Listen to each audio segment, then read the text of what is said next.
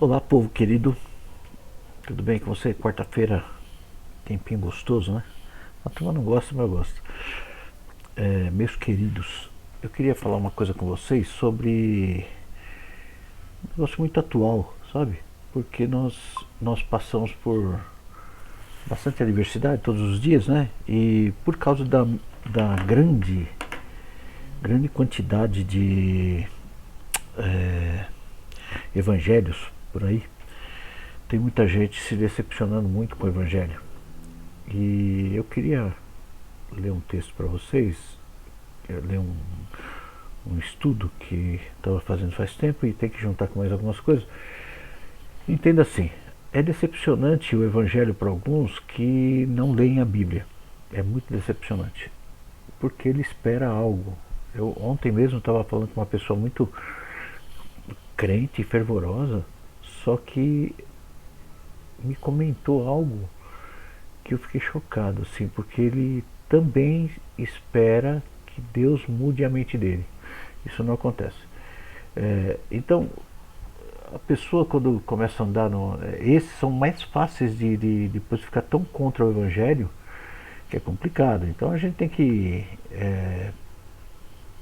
se fortalecer na verdade, só na verdade, e não em palavras de homens, palavras de coisas assim. A gente tem que se fortalecer na verdade. E a decepção, ela faz muita coisa errada na igreja, né? Em todo lugar, não é só na igreja, no lar, em relacionamento, em indústria, isso. Lembra que nós falamos domingo sobre defraudação, né? Bom, a decepção nada mais é do que uma consequência de uma defraudação ou uma omissão, se você entende isso.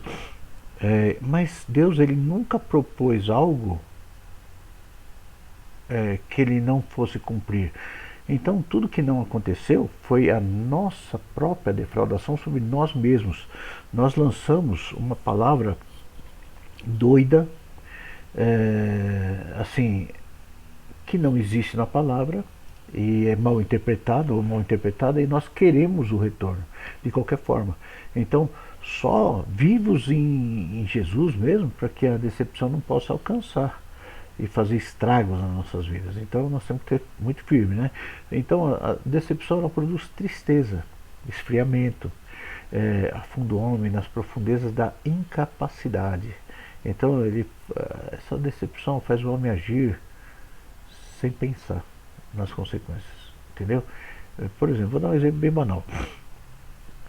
Vamos misturar assuntos aqui, vamos pôr no caso de um casamento, por exemplo. Quando o camarada coloca a vida toda dele numa esperança de um casamento e o cônjuge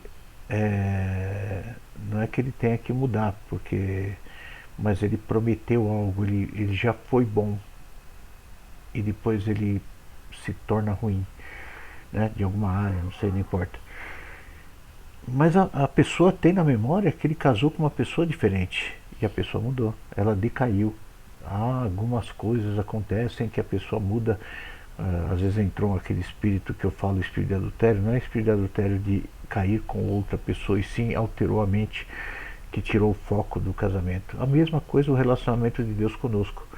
Por exemplo, quando a noiva, né, ela é iludida por pessoas em volta falando do noivo como ele não é, e a pessoa deposita essa esperança nisso, que é muito importante você entender. Então, tira o temor de Deus, né? A decepção traz frustração, faz perder todas as esperanças. Ele tira o homem do temor de Deus e faz também aceitar toda a contaminação do mundo. Como que isso funciona? Tem um texto, deixa eu achar aqui, Jeremias 17, de 5 até o 9. Tem algumas traduções aí, eu vou ler uma que eu tenho aqui. Maldito o homem que confia nos homens, que faz da humanidade mortal a sua força, e cujo coração se afasta do Senhor.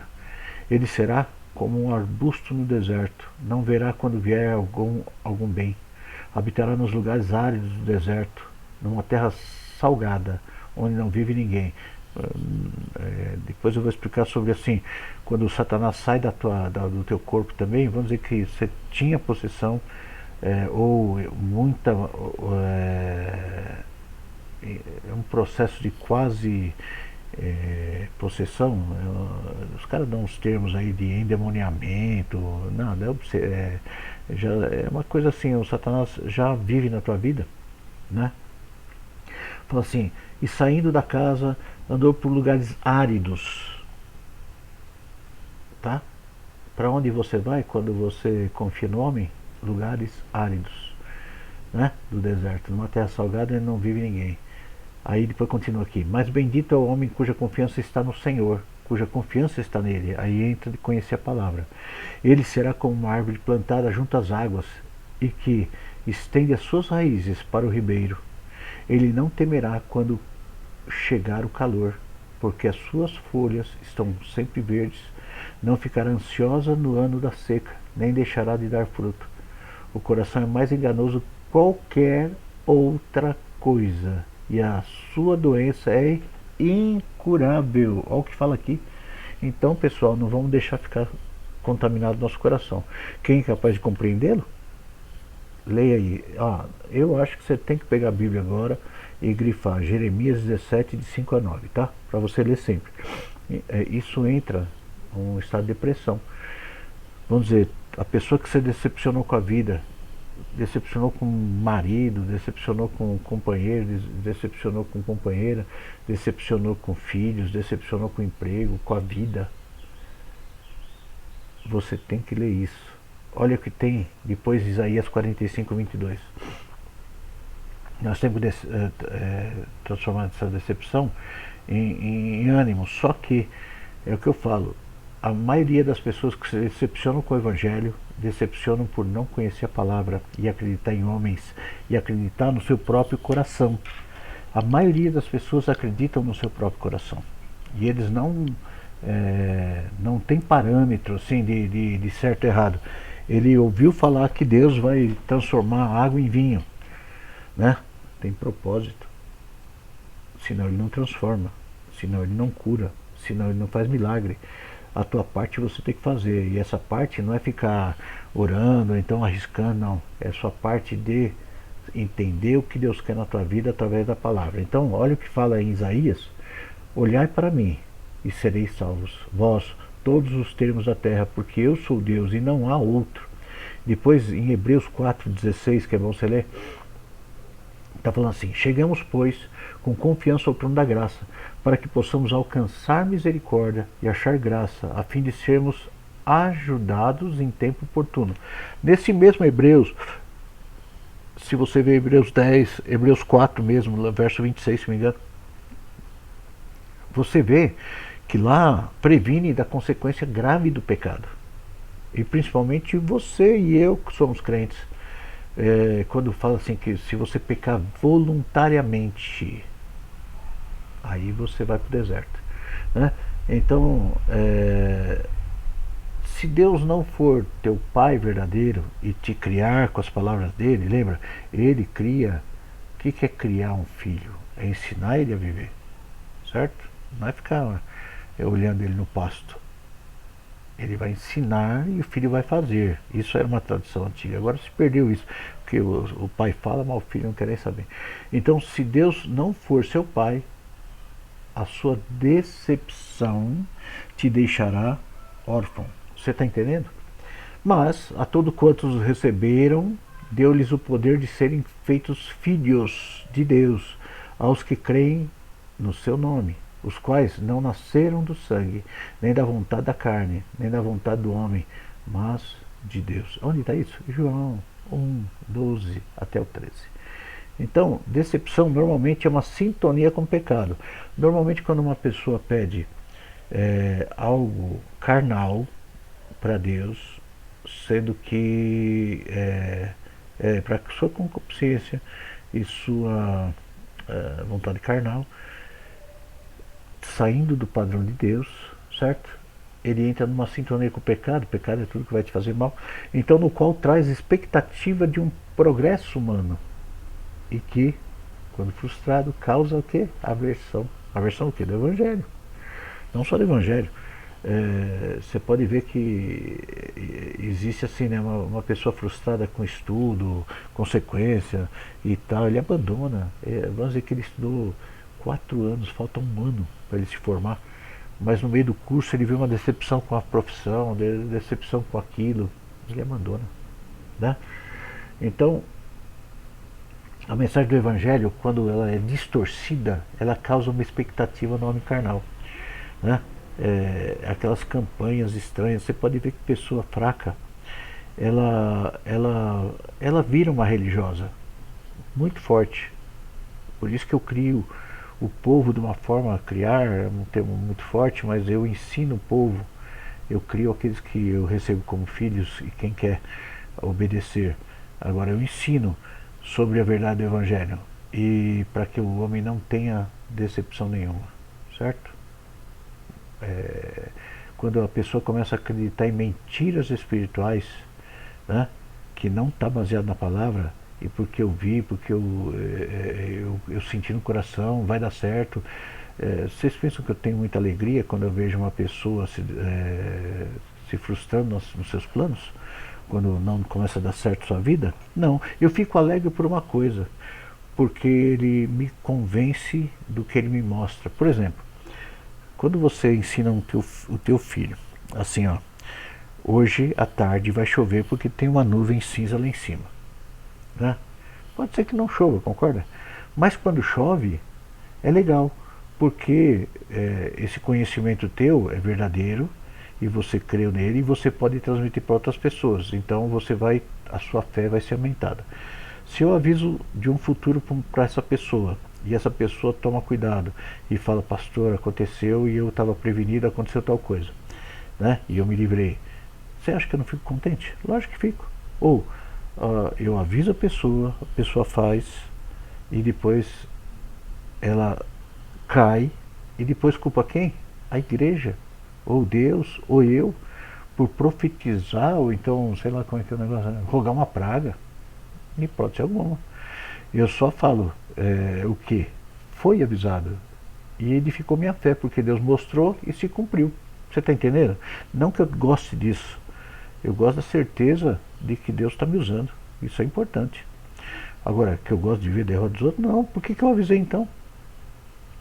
Por que Deus avisa? Aí ele fica decepcionado com o quê? Com a igreja, com Deus, né? Tem pessoa que pede cura para Deus.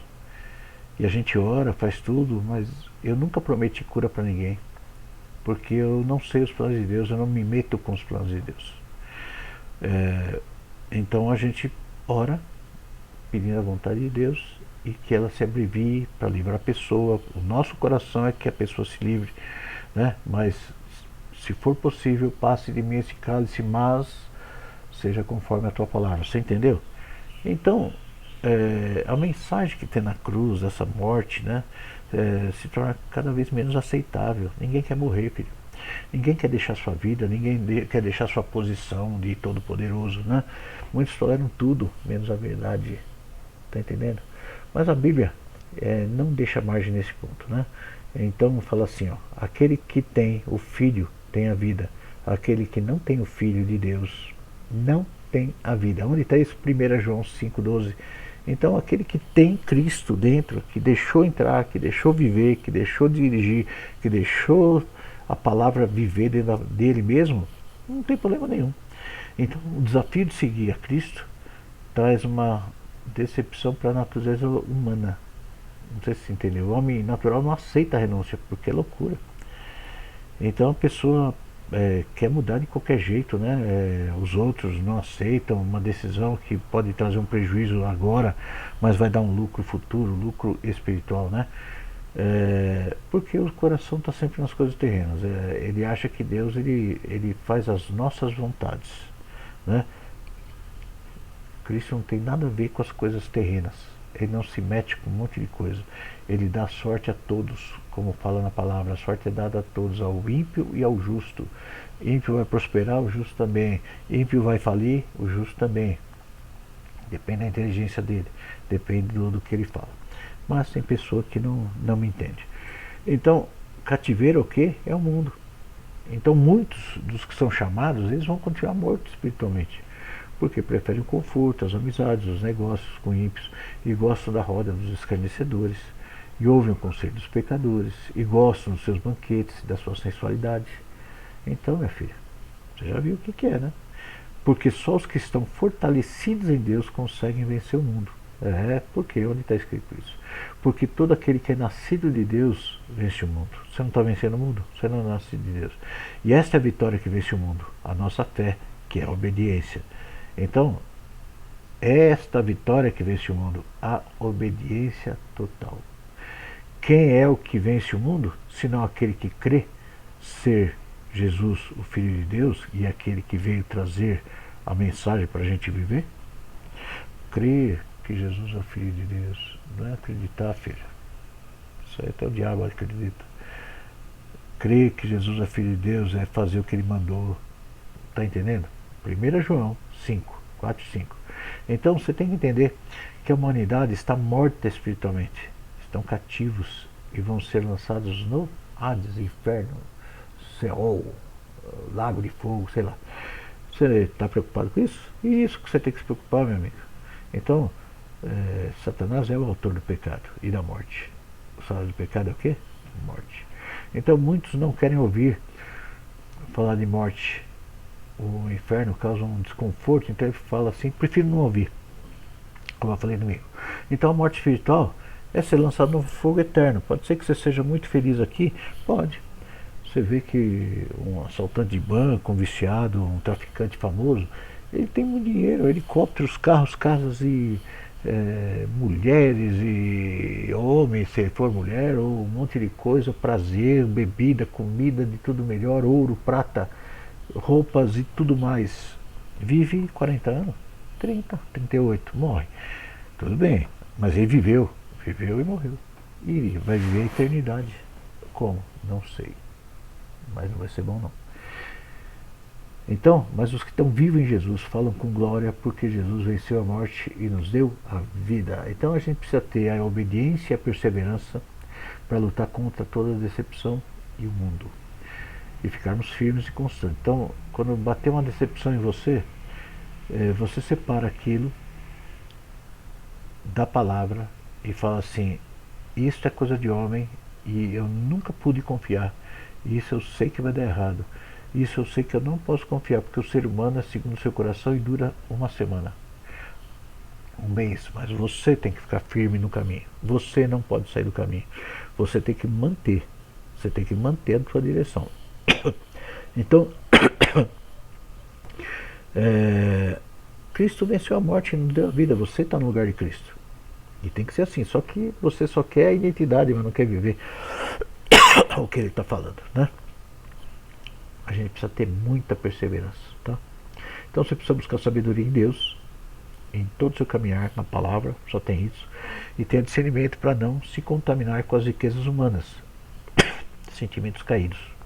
Tá entendendo? Não sei se você me entendeu. Entendeu, né?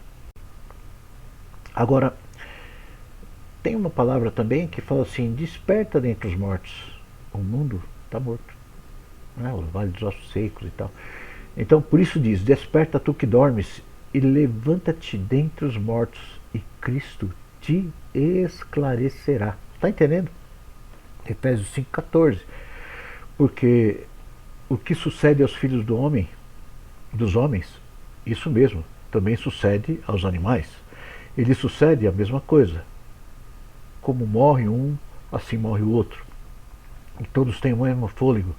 E as vantagens dos homens sobre os animais não é nenhuma, porque todos são vaidade. Entendeu? Todos vão para um lugar, todos foram feitos do pó e todos voltarão ao pó. Onde está isso? Eclesiastes, 3,19. Lê, é legal. Né? Então, de tudo que se tem ouvido, o fim é o desfecho. Teme a Deus. Viva os seus mandamentos. Porque isso é o dever de todo homem, porque Deus há de trazer o juízo toda a obra, e a tudo o que está encoberto, quer seja bom, quer seja mal, até li domingo isso aí. Então está em Eclesiastes 12, 13 e 14. Tá? Então, sai da decepção aí do cativeiro do mundo e viva livre. Tá?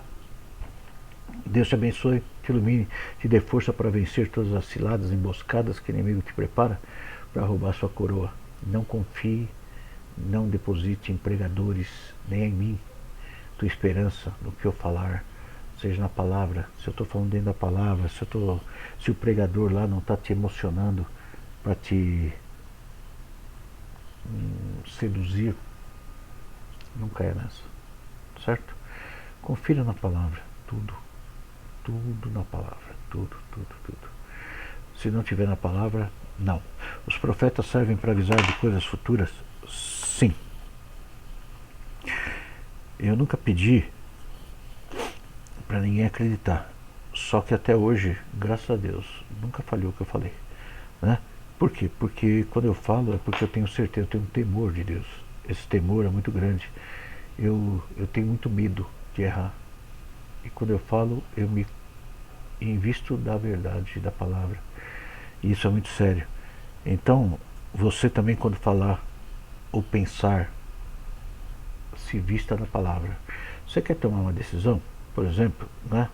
E você está orando por isso, e em vez de falar sentir de Deus, vê na palavra. Né? Lá fala, tipo, é uma coisa banal, não se associar. Fala para você não ambicionar tal coisa, não jogar teu coração em tal coisa, não fazer outra coisa, não fazer isso, aquilo. Você já leu os nãos da palavra? É muito bom, que evita você cair. Tá entendendo? Então, ora a Deus, todo dia, toda hora, qualquer decisão, a mais banal. Não caia em conversa. Não caia em conversa. Vá na palavra, que é bom, certo? Então quero que Deus te abençoe e te guarde. E sobre ti resplandeça o rosto do Senhor. O que é isso? Seja Cristo. Bacana, né? Que você seja Cristo. Deus te abençoe e te guarde.